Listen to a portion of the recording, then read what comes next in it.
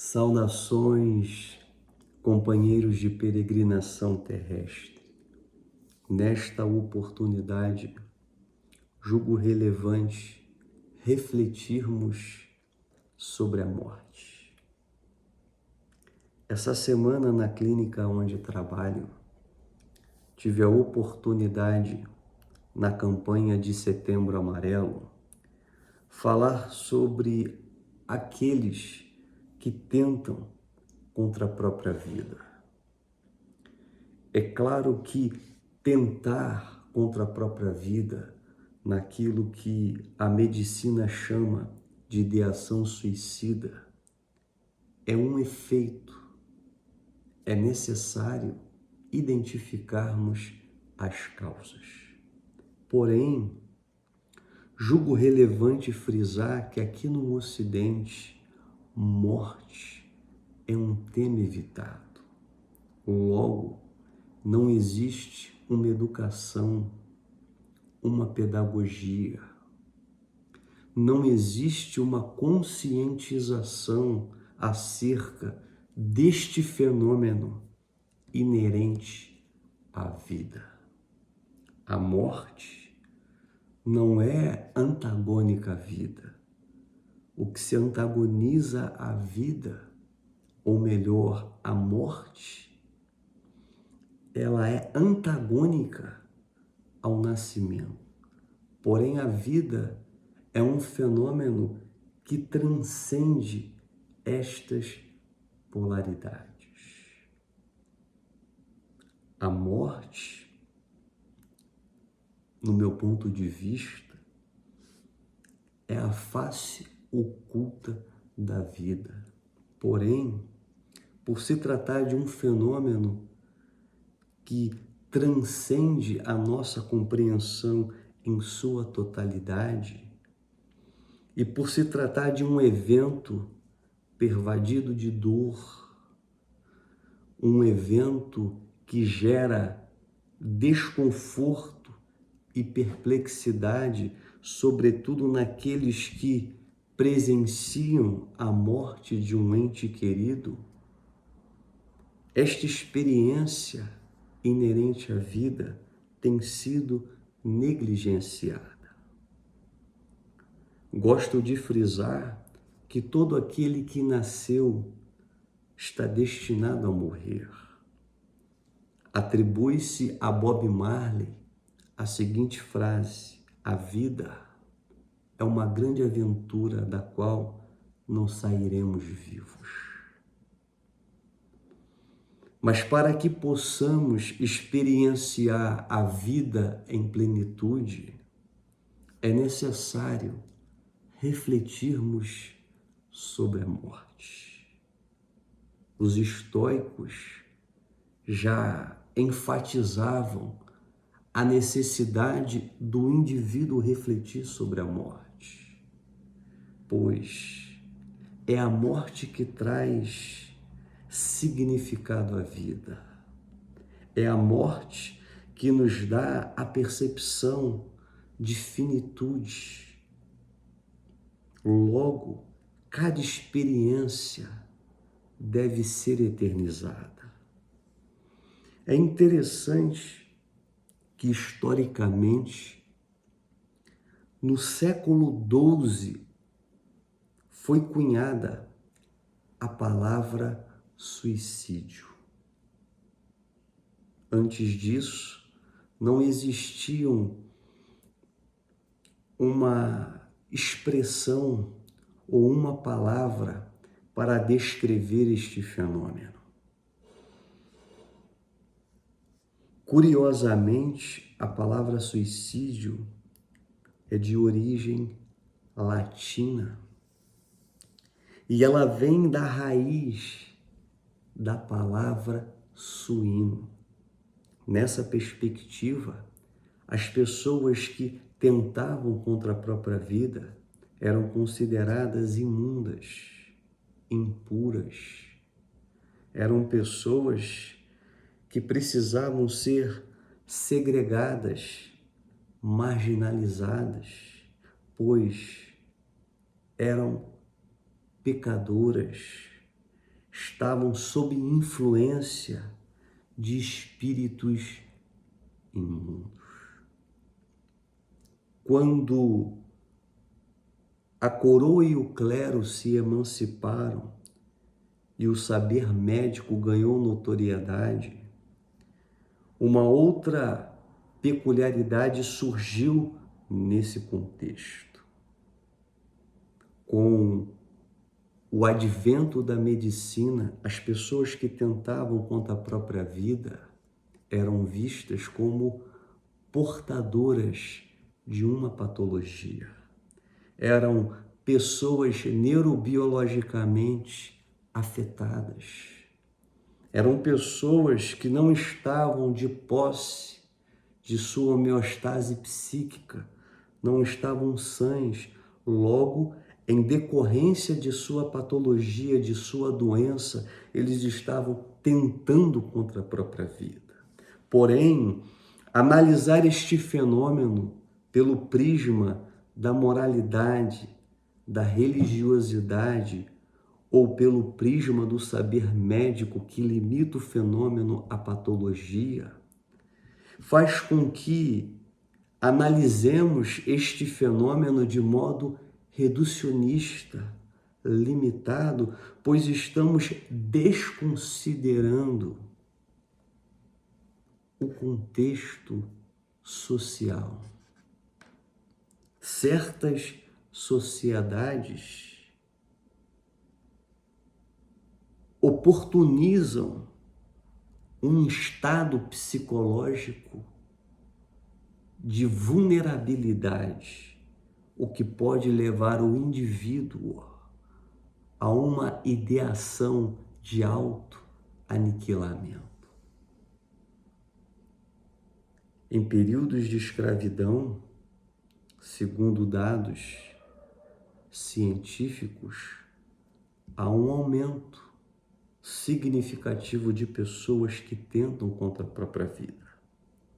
Nos dias odiernos, a cada ano que passa, o número de pessoas que tentam contra a própria vida aumenta.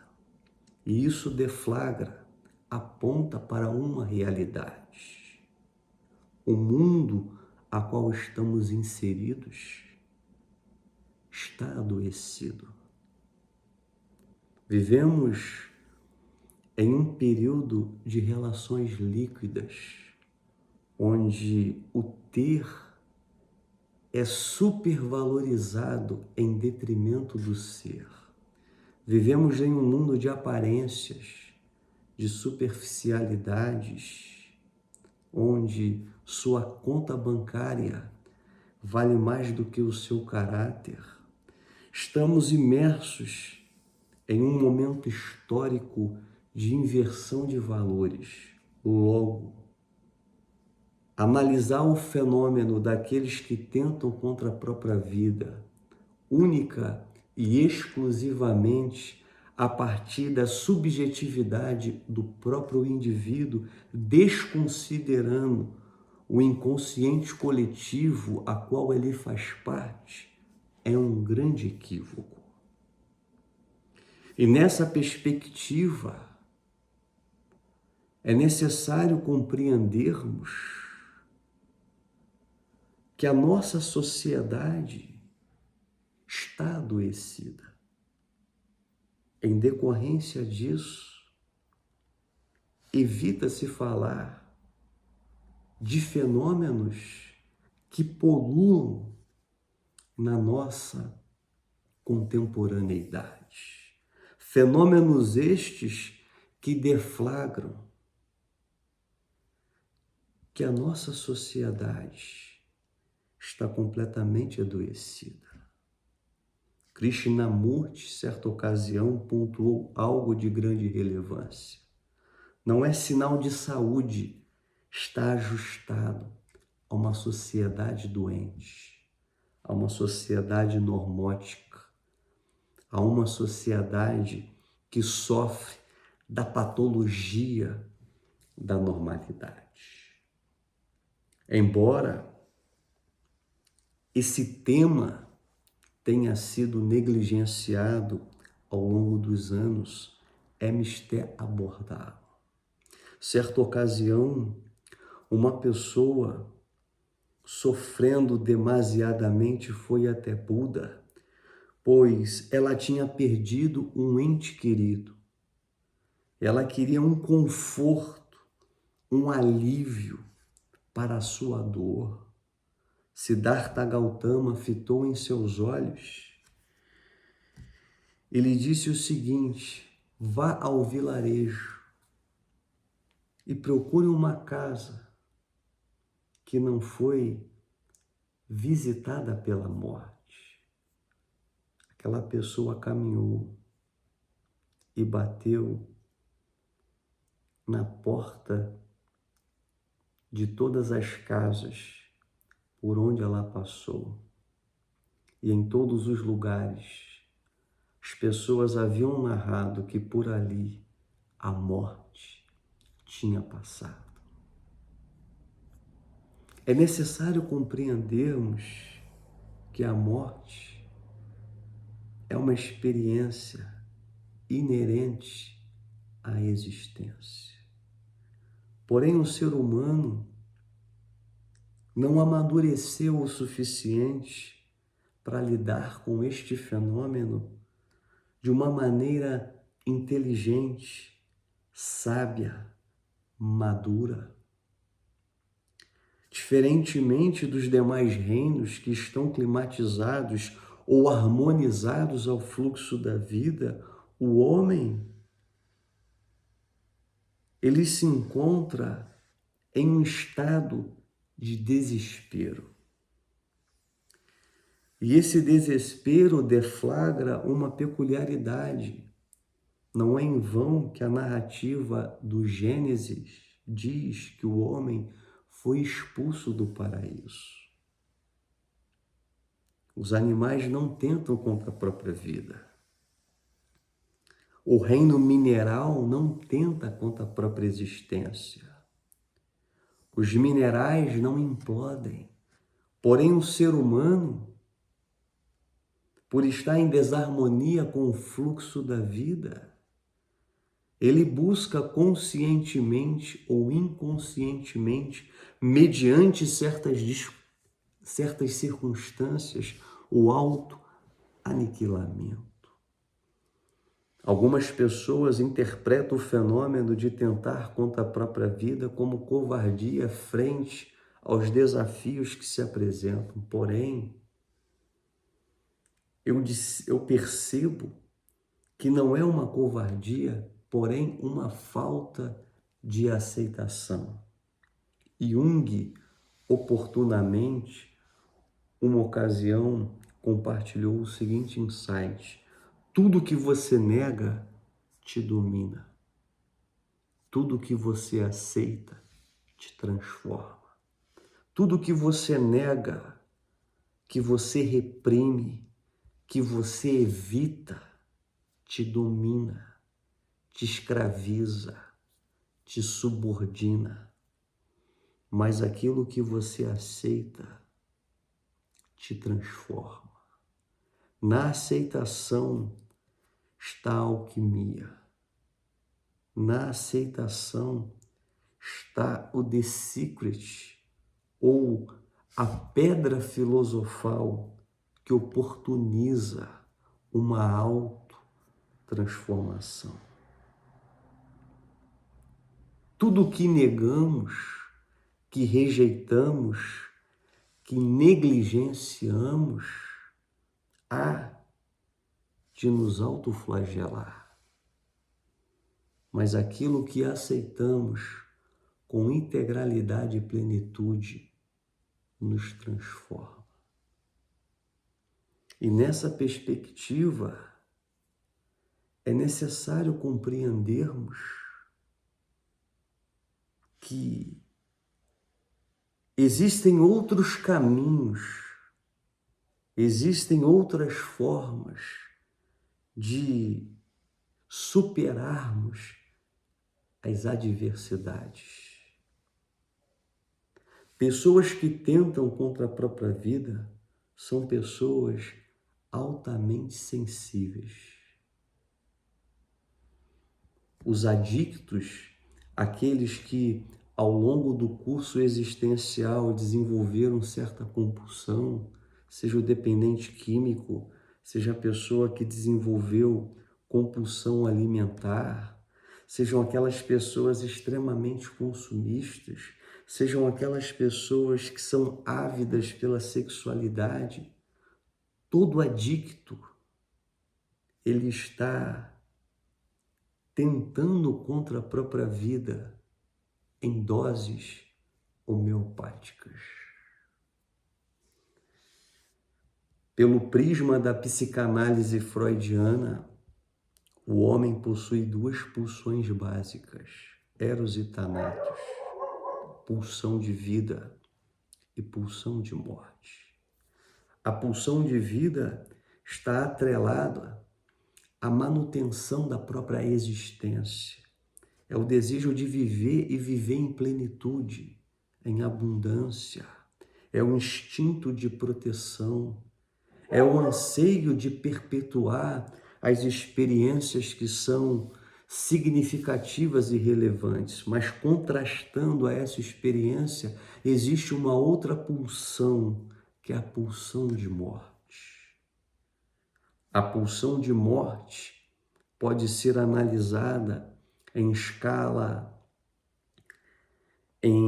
maior escala nas guerras, naquelas pessoas que, mesmo discernindo a periculosidade, vão para o campo de batalha, se colocam em risco. Existe ali um substrato de prazer, ainda que este fenômeno seja inconsciente. Porém, aqueles que buscam inconscientemente a morte, existe, psicanaliticamente falando, um desejo inconsciente de regressar ao útero materno, a experiência intrauterina, onde não havia dor, sofrimento ou memórias do paradoxo da existência. É claro que o fenômeno ele é multifatorial, o que leva o indivíduo a tentar contra a própria vida. A ruptura de um relacionamento, uma perda de um ente querido, uma doença crônica, um diagnóstico que gere uma perplexidade, uma estupefação, uma desilusão.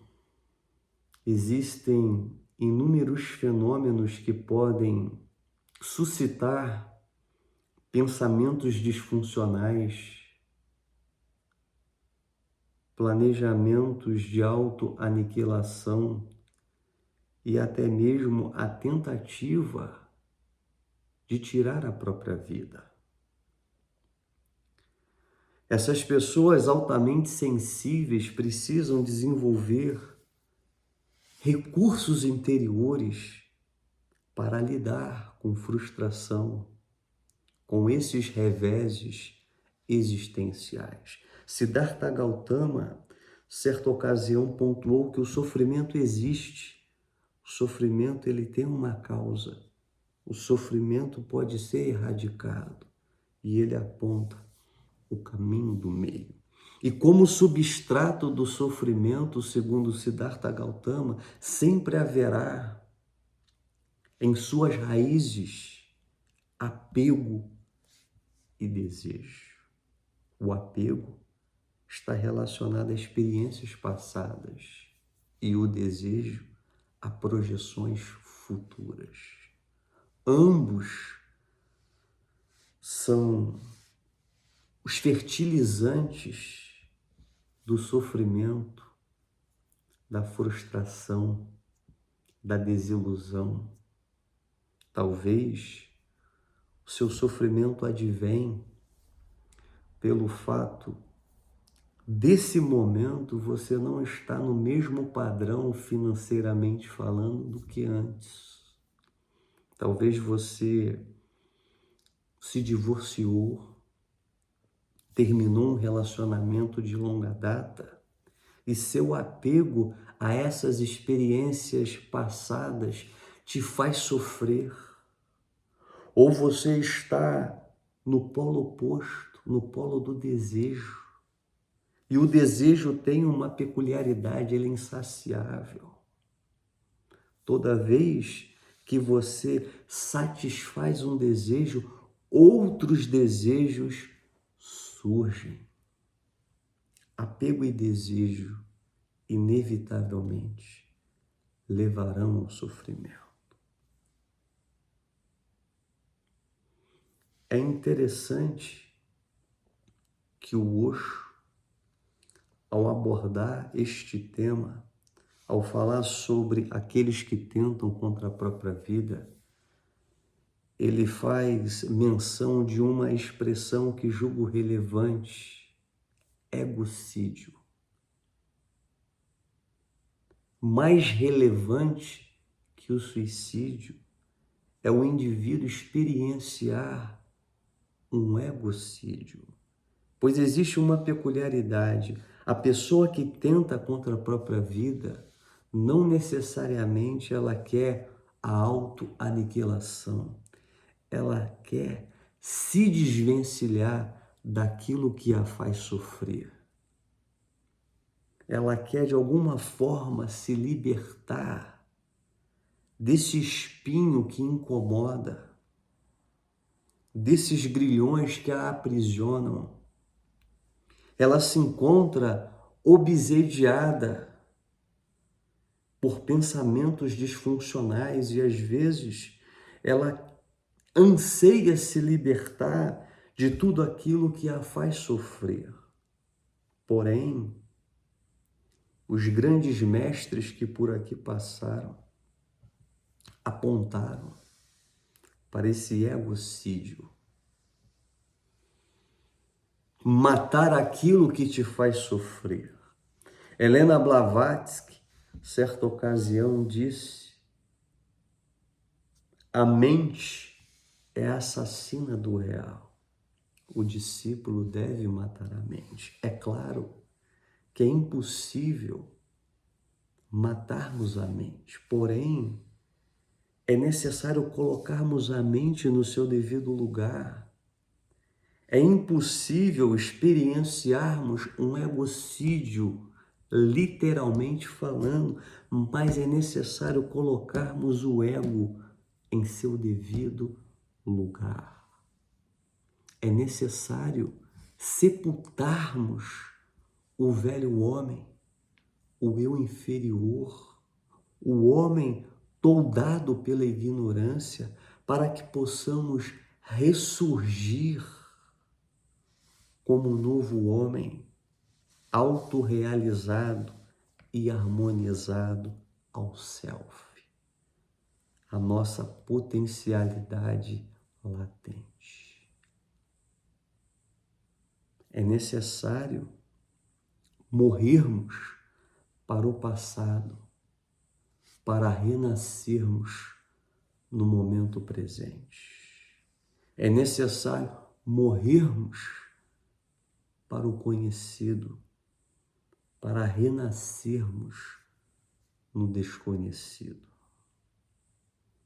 Interessante que no Oriente existe uma máxima: viver para morrer ou morrer para viver. Só existe duas escolhas no seu curso existencial: viver para morrer ou morrer para viver. Viver para morrer é permanecer na ilusão, em avidya, na ignorância. Viver para morrer é permanecer imerso neste mundo malévico, neste mundo de superficialidades, neste mundo de relações líquidas neste mundo de inversão de valores. Mas morrer para viver oportuniza a autorrealização, oportuniza o despojamento, o desnudamento da persona confeccionada pelo medo e tecida pela ignorância. Oportuniza o desnudamento de tudo aquilo que é falso, de tudo aquilo que é fake, de tudo aquilo que escraviza e te faz sofrer. Talvez ninguém tenha falado por esse prisma sobre este fenômeno que tem correspondência com a experiência a qual estamos imersos. Porém, existe uma pedagogia oculta, uma pedagogia hermética, uma pedagogia salomônica, uma pedagogia que nos faz analisar este fenômeno pelo prisma da realidade com R maiúsculo. Morrer antes de morrer é o The Secret, é o mistério, é a cena iniciática, é um novo nascimento, é o caminho da autotransformação. É necessário o despojamento deste ser egóico, egocêntrico, limitado pela dualidade, toldado pela ignorância e, de certo modo, cegado pela ilusão. Espero que tais palavras iluminem os olhos do vosso entendimento e amplie os horizontes da sua compreensão. Compreenda que é necessário compreendermos esta peculiaridade com mais profundidade, pois a morte não é